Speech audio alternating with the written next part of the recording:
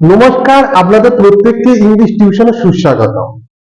আজ আমি appropriate preposition নিয়ে আলোচনা করব। প্রিপোজিশন সংক্রান্ত বিষয় আজকে আমাদের 20তম ক্লাস। ইতিপূর্বে আমরা প্রিপোজিশন নিয়ে আমাদের 19 দিনের ক্লাস কমপ্লিট করেছি, যেগুলো আমাদের এই চ্যানেলের প্লে লিস্টে তোমরা প্রত্যেকে পেয়ে যাবে।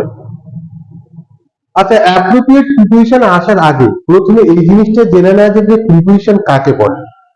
যে শব্দ নাউন বা প্রোনাউনের আগে বসে বাক্যের অন্যান্য শব্দের সাথে নাউন বা প্রোনাউনের একটা সম্পর্ক স্থাপন করে, একটা সেতু বন্ধন হিসেবে কাজ করে, তাকে প্রিপোজিশন বলে। এবং প্রিপোজিশনের বাংলা অর্থ হলো পদান্বয়ী অব্যয়। অ্যাপ্রোপ্রিয়েট প্রিপোজিশন কি?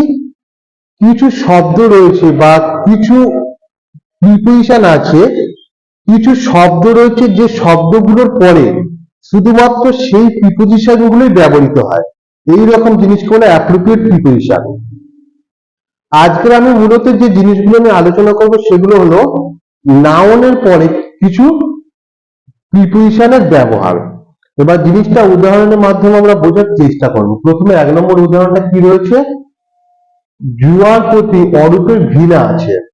জুয়ার প্রতি কার কার ঘৃণা রয়েছে? অরূপের। এটা যদি ট্রান্সলেশনটা করি, Arup, AREP, Arup has abhorrence, ABHORRENC,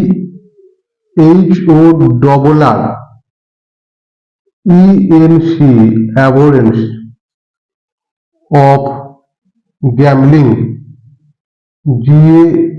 GAMBLING। Arup has abhorrence of gambling. এই যেখানে অ্যাভোরেন্স অফ মানে এটা হলো ঘৃণা। অ্যাভোরেন্সটা হলো একটা নাউন এবং এর পরে সর্বদা অফ প্রিপোজিশনটাই ব্যবহার করা হয়। ওই জন্য আমি কি বললাম, আজকের আমরা যে অ্যাপ্রোপ্রিয়েট প্রিপোজিশন গুলো নিয়ে আলোচনা করবো সেগুলো নাউনের পরে সেই প্রিপোজিশন গুলো ব্যবহার করা হয়। এবার 2 নম্বর উদাহরণটা দেখো, কোনো কঠোর পরিশ্রম করার সামর্থ্য তোমার নেই। এটাকে যদি ট্রান্সলেশনটা করি, কার নেই? তোমার নেই। ইউ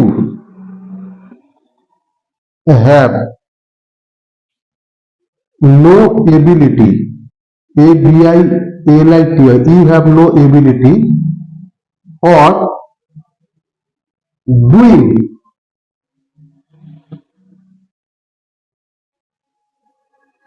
any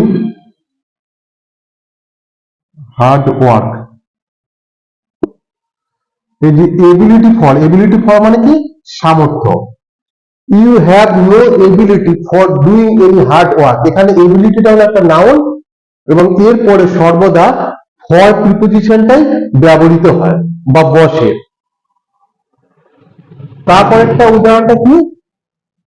বিদ্যালয়ে আমার অনুপস্থিতি অসুস্থতার কারণে। আমি যে বিদ্যালয়ে আসতে পারিনি তার পিছনে কারণটা কি? আমি অসুস্থ ছিলাম, আমার শরীরটা খারাপ ছিল, সেই কারণে আমি বিদ্যালয়ে আসতে পারিনি। এটা যদি ট্রান্সলেশনটা করা যায়, my absence, ABACNC, my absence from school is due to my illness.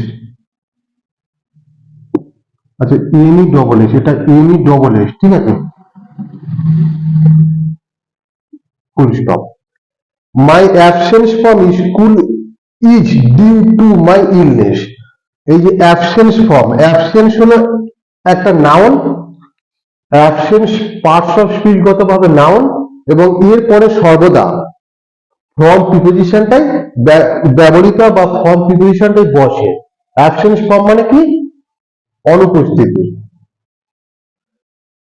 এবারে 4 নম্বর উদাহরণটা হলো, সেখানে খাদ্যের প্রাচুর্য ছিল, মানে সেখানে অনেকটা পরিমাণ খাবার ছিল। এইটার যদি আমরা ট্রান্সলেশন করি, দেয়ার, আচ্ছা এটা একটু মুছে দিই।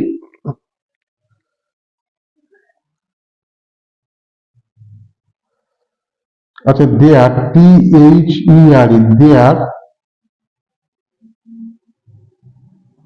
was an abundance, ABUNDANCE, there was an abundance of food there. প্রথম দেয়ারটা কিন্তু এখানে ইন্ট্রোডাক্টরি দেয়ার হিসেবে ব্যবহার করা হয়েছে। কিছু কিছু বাক্য রয়েছে যে বাক্যের শুরুতে আমরা দেয়ার, ইট এই সমস্ত শব্দগুলো ব্যবহার করি, কিন্তু আক্ষরিক অর্থে তাদের কোনো অর্থ থাকে না। বাক্যটাকে আমরা শুরু করার জন্য বা বাক্যটাকে একটা পূর্ণাঙ্গ রূপ দেওয়ার জন্য আমরা এই সমস্ত শব্দগুলো ব্যবহার করে থাকি। এখানে দেওয়ারটা এখানে ইন্ট্রোডাক্টরি দেয়ার হিসেবে ব্যবহার করা হয়েছে, এবং এখানে দেওয়ারটা অর্থ হলো সেখানে। এখান থেকে অ্যাবান্ডেন্স অফ মানে কি? প্রাচুর্য, মানে সেখানে প্রচুর পরিমাণে খাবার ছিল। অ্যাবান্ডেন্সটা হলো একটা নাউন এবং এরপরে সর্বদা অফ প্রিপোজিশনটাই ব্যবহৃত হয়। পরের উদাহরণটা খেয়াল করে দেখো, পরের উদাহরণটা কি বলছে? প্রধান শিক্ষক মহাশয়ের কাছে ছাত্রদের অবাধ প্রবেশ অধিকার ছিল। মানে প্রধান শিক্ষক মহাশয়ের কাছে ছাত্ররা অনায়াসেই প্রবেশ করতে পারত, মানে তাদের কোনো দ্বিধা ছিল না বা তাদের প্রবেশের অধিকারটা ছিল। এটাকে যদি ট্রান্সলেশন করা যায়, student, STUDENTS, students have, students যেহেতু এখানে এস আছে তাই এখানে হ্যাভ হলো, আর একটা স্টুডেন্ট হলে এখানে হ্যাজ বসতো। Student have free access, ACCESS, the student have free access। আচ্ছা, ওটা মুছে আবার দেখি অ্যাক্সেসটা।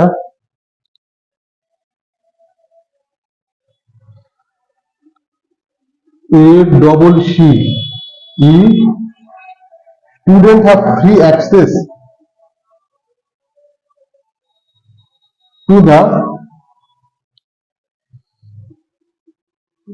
কি হচ্ছে, টু দা, মুখটা একটু পেনের মুখটা একটু বড় হয়ে গেছে।